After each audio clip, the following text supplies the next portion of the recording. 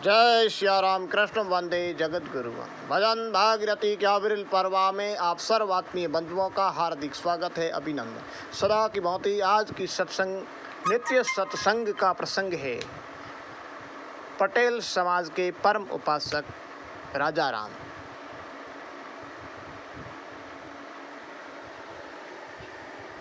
राजा रामचंद्र भगवान की जय हो।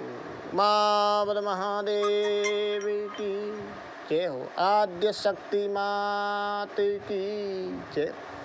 राजा राम जी महाराज की जय हो जय हो। तो आज हम सत्संग में एक ऐसे दिव्य सिद्ध महापुरुष के विषय में चर्चा करने जा रहे हैं, जिन्होंने साधारण मानव की तरह साधारण कुल परिवार में जन्म लेकर के अपनी साधना के द्वारा दिव्यता प्राप्त कर अपने समाज को एक नया राह प्रशस्त की, एक नई राह, एक नया मार्ग बतलाया। जिनके अनुयायी जिनको प्रेरणादायक और आदर्श मान करके दिनों दिन एक नई ऊंचाइयों को छूने लगे, यानी समाज उन्नत हुई। तो ऐसे परम पुरुष, सिद्ध पुरुष, पटेल समाज के परम उपासक, कुलदेव स्वरूप में प्रतिष्ठित पूज्य राजा राम जी के विषय में आज हम जानने जा रहे हैं। हमारा ये भारत देश, इसका राजस्थान प्रांत सदियों से संत सती और सूरमाओं का संगम रहा। इसी कड़ी में ये मारवाड़, जोधपुर, जो जोधा और जोगी का संगम सदियों से रहा, योधा और योगी का, शासक और सिद्ध महापुरुषों का। उसी कड़ी में जोधपुर के पास में ही एक शिकारपुरा गांव, जहां आंजना कलबी जो पटेल वंश की सिंह खौफ के हरिंग जी, जिसको हरिराम जी, और उनकी धर्म पत्नी मोतीबाई शाह बड़े दयालु, दयाप्राण, कर्तव्य प्राण, आए हुए अतिथि का आदर देने वाले, बड़े सहज भाव के शिव के परम उपासक एक साधारण दंपति निवास किया करते। एक समय आया, एक अद्भुत समय, विक्रम संवत 1939 चैत्र शुक्ल नवमी, एक राम नवमी भी बोलते हैं जिसको। उस राम नवमी के परम वेला पर उनके घर में, घर आंगन में, यानी मातुश्री मोतीबाई की रत्न कुक्षी से एक शिशु ने जन्म लिया और ज्योतिष ने उनका नाम राजा राम। होनहार के होत चीकने पात, होन हाथ बिरवान के होत चीकने पात। कहते हैं कि जो अच्छा पौधा होता है, उनके पत्तों से पता लग जाता है ये कितना और कैसे होगा। तो उस असाधारण, प्रतिभाशाली, तेजस्वी बालक को देखकर उनके घर परिवार में भी एक खुशी की लहर। हरि ईसा परवल कुछ समय व्यतीत हुआ और जब राजा राम जी की आयु 10 वर्ष की हुई तो राजा राम जी के पिता श्री हरिंग जी, यानी हरिराम जी, का देहावसान हो गया। कुछ समय पश्चात होने को कोई टाल सकता नहीं और मातुश्री मोतीबाई का भी देहांत हो गया। इतनी अल्प आयु में माता पिता का साया सिर से हट जाना उस अबोध बालक के लिए कितनी दुर्दशा, वो कौन सा कैसा समय रहा होगा। लेकिन अपने आप को संभाला और अपने आप को जाना कि हम मानव हैं, इंसान हैं, परमात्मा का साक्षात स्वरूप हैं। सोई हुई सुषुप्त शक्तियों को क्यों न जगाएं। उनके अंतर्मन की प्रेरणा से, संत सानिध्य से, कई संतों के आदर्श प्रेरणा से उन्होंने अंतर्मन की साधना संभाली। उनके बड़े भाई रघुनाथ राम जी भी नंगे सन्यासी बन गए, क्योंकि घर के संस्कार थे, माता पिता के संस्कार थे, और जहाँ संस्कार होते हैं संस्कार वाहन आत्मा ही अवतरित हुआ करती है।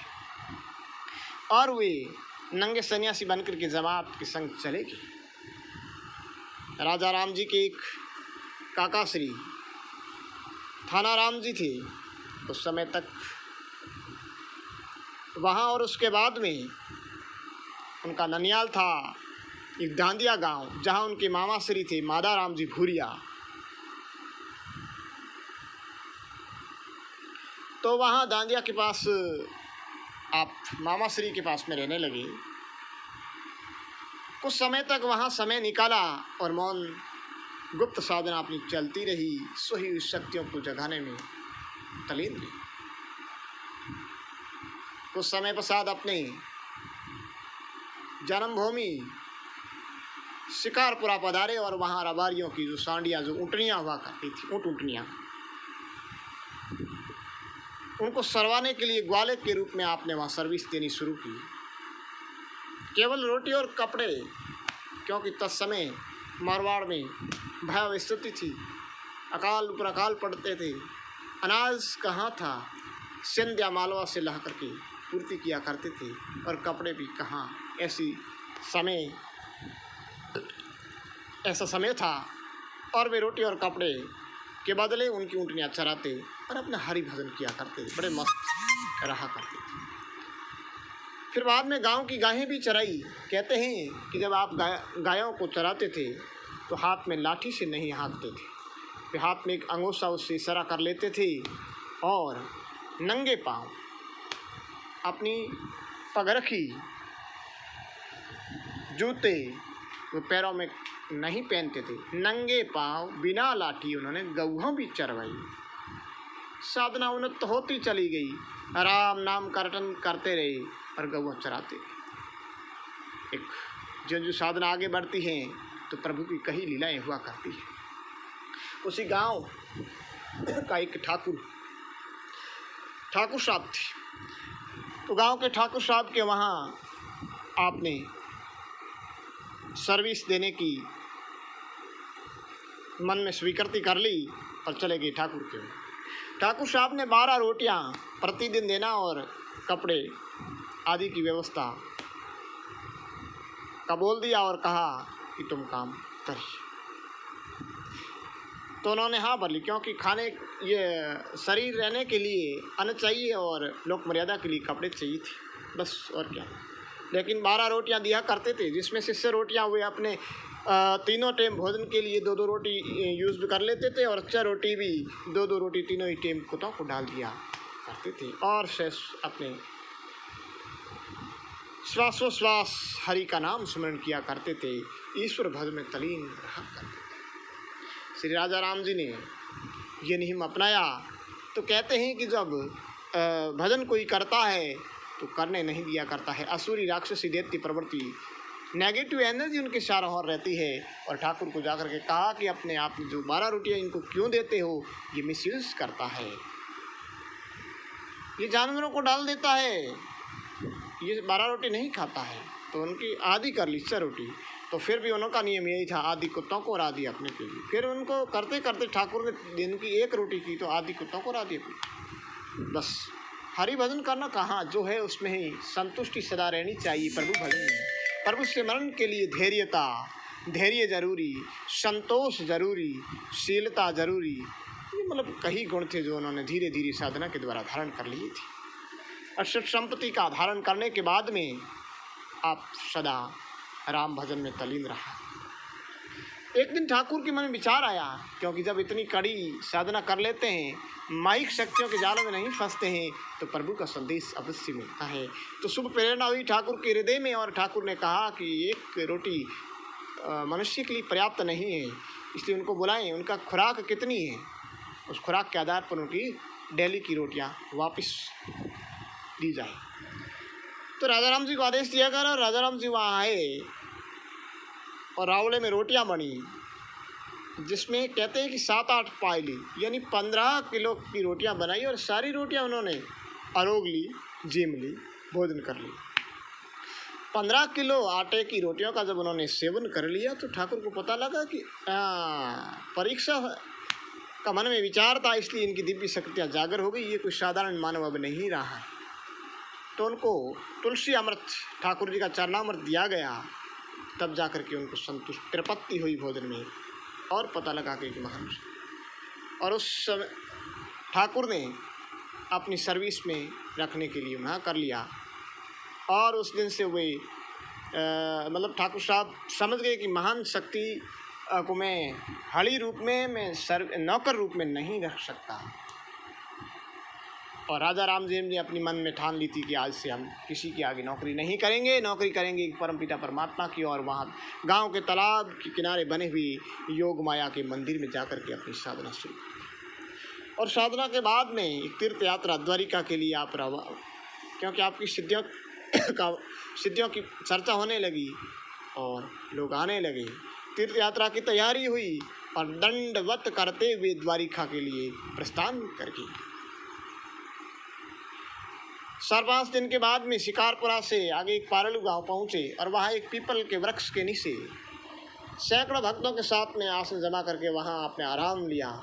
और उस सैकड़ों भक्तों की उपस्थिति में आप एकाएक यानी सहसा वहां से अदृश्य हो गई, अंतर्धान हो गई।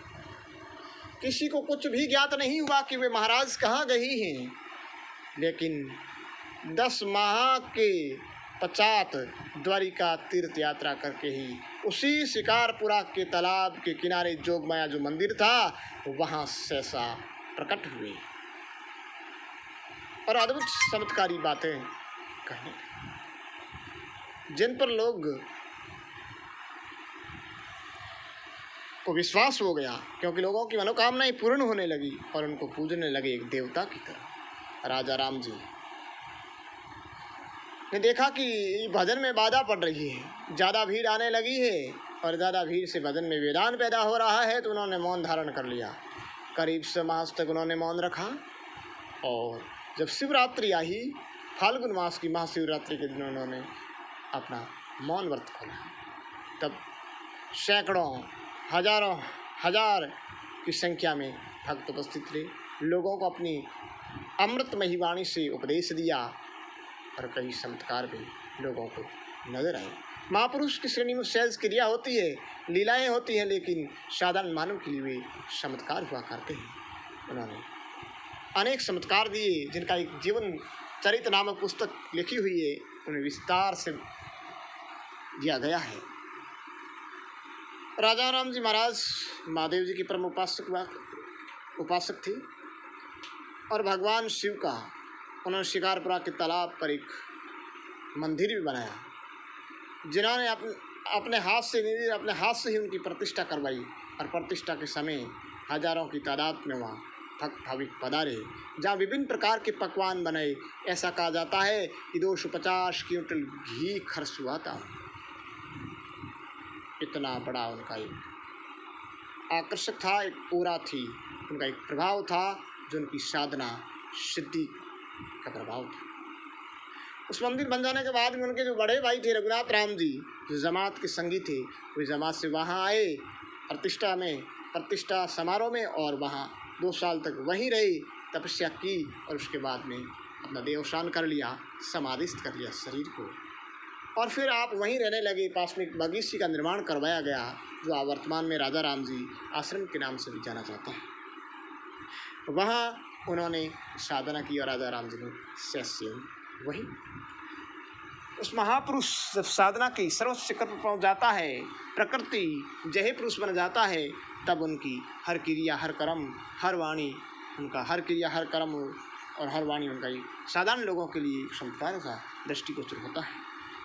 उन्होंने कई ऐसी भविष्यवाणियाँ की थी जो वर्तमान में पूर्ण होती लग रही है, कई पूर्ण हुई और कई लग रही है। उन्होंने पहली भविष्यवाणी की थी कि अब ये राजाओं का राज खत्म होने जा रहा है, मुझे ऐसा दिख रहा है कि यह राजतंत्र खत्म होगा, और हो गया वो। तत्समय किसी के दिलो दिमाग में भी नहीं थी, राजा महाराजाओं के मन में विचार नहीं था कि यह राजाओं का राज जाएगा। सैकड़ों नहीं, हजारों नहीं, लाखों वर्षों से वो राजाओं का राज चला आ रहा था, ठीक है। और ऐसी ग्रस्त जीवन में आम मनुष्य के जो संबंध है, माता के, पिता के, भाई के, भाभी के, भतीजों के, आप इसमें रिश्तेदारी के संबंधों का जो कर्तव्य है, जो अधिकार है, जो मर्यादाएं हैं, उनके विषय में इन्होंने जो बखान किया, इन्होंने जो भविष्यवाणी की, वास्तव उन्होंने कहा कि सुन लो रे संसारी लोगों, ऐसा जमाना आवेला, राजा राम कहे मेरे बंधु, राजा राम कहे मेरे मन। यानी राजा राम जी कहते हैं कि हे मेरे भाइयों, अब आने वाला समय एक ऐसा आ रहा है तो जिन्होंने जैसा कहा कि भाई भाई के बीच में ऐसा व्यवहार होगा, देवर भाभी के बीच में ऐसा होगा, बहू जेठानी और ससुर आदि के विषयों में जैसी मर्यादाएं होगी उस समय कोई यकीन नहीं कर रहा था, लेकिन सारी की सारी आज सत्य प्रतीत हो रही है। जो आपने आज से करीब 100 वर्ष पहले भविष्यवाणी की और वो सत्य प्रतीत हुई। इस संबंधों के अलावा भी राजा राम जी ने नारी शिक्षा पर विशेष बल दिया। उन्होंने कहा कि लड़कियों को पढ़ाओ, बालिकाएं पढ़ाएं, जिससे दोनों पक्ष संस्कारवान बनेंगे, उनसे प्रकट होने वाली उत्पन्न होने वाली संतति संस्कार होगी, समाज संस्कार बनेगा, देवतुल्य समाज बनेगा। उन्होंने नारी शिक्षा पर बल दिया और आम शिक्षा पर भी उन्होंने का बल दिया और कहा कि ये जो सगाई संबंध में कन्याओं का पैसे मत लो और कन्या विक्रय न करें, शादी को शास्त्र अनुकूल क्या करें। और भी उन्होंने काफ़ी ऐसी शिक्षाएं दी जो बड़ी अच्छी सारगर्भित शिक्षाएं दी। उसके साथ साथ में राजा राम जी ने मृत्यु भोज जैसी बुराइयों, बाल विवाह जैसी बुराइयों को भी बंद करने पर जोर दिया और समाज में व्याप्त नशा प्रवृत्ति पर कहा कि इस नशीली वस्तुओं का सेवन न करें, उससे दूर रहें। किसी गरीब तबके, अपने से कमज़ोर गरीब तबके का शोषण न करें, एक धर्मात्माओं की तरह एक सदग्रस्त का जीवन व्यतीत करें। राजा राम जी ने हरि गुण गाने के लिए उपदेश भी दिए, चेतावनी पद भी कहा कि अब जो समय है उसका कोई पता नहीं कब क्या हो जाए, ऐसे उपदेशात्मक वाणी भी उन्होंने कही। और सिद्ध चमत्कार पर्चों के विषय में कई लोक गाथाएँ हैं, लोक गाथाएँ भी हैं, कई भजन भी है जो लोक कलाकारों ने अपना स्वर भी प्रदान किया। कई उन्होंने चमत्कार दिए, जैसे अन्य महापुरुषों के जीवन में आते हैं कि मृत प्राणी को जीवन दान देना, किसी को माला माल कर देना, किसी को रोगी को ठीक कर देना, किसी को सिंह बन करके उनको चमत्कृत करना, अपनी अद्भुत कृत्य, अपनी अद्भुत प्रतिभा सिद्धि के द्वारा जल बरसाना, प्रसाद करवा देना। इस तरह के कई चमत्कार उनके जीवन में पाए गए जो लोक कंठार बने हुए हैं, लोक कथाओं में आज भी लोग क्या करते हैं। इस तरह अपना जीवन व्यतीत करते हुए एक महापुरुष की भांति उन्होंने सारणवत शब्दस को संवत 2000 विक्रमी संवत 2000 में अपने ये लीला को, यानी अपने व्यष्टि प्राण को समष्टि में समाहित कर संसार से अपने स्थूल शरीर का परित्याग कर लिया, जीवंत समाधिस्थ हो गए। आज राजा राम जी महाराज को केवल पटेल समाज ही नहीं, पटेल समाज, आंजन्या कलवी समाज तो अपने आप का एक आराध्य कुलदेव के रूप में मानते हैं, अपना आदर्श मानते हैं, लेकिन आम जन उनको एक आदर्श महापुरुष के रूप में देखते हैं। ऐसे थे राजा राम जी महाराज जो शिकारपुरा में आपका भव्य मंदिर बना हुआ है, वहाँ एक अच्छा आश्रम बना हुआ है और आपकी शिक्षाएं आज भी जीवंत हैं, लोगों को प्रेरणा दे रही।